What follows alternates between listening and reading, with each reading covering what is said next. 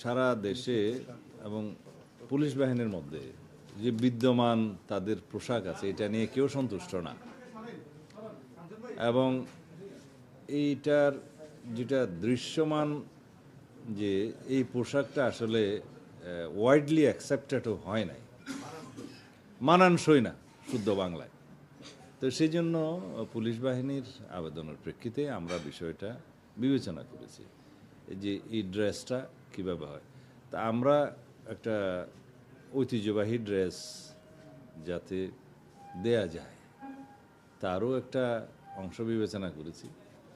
আমরা আগের যে উপর মানে শার্ট, যেটা কি বলবো,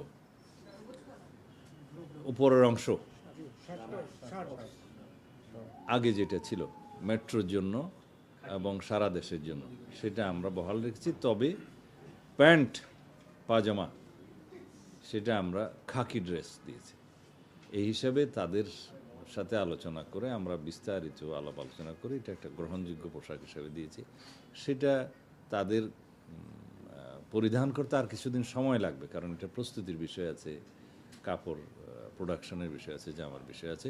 এটা এখনও আমরা অফিসিয়ালি ঘোষণা করিনি, তবে আমরা সিদ্ধান্ত দিয়েছি। আজকে ঘোষণা দিলাম।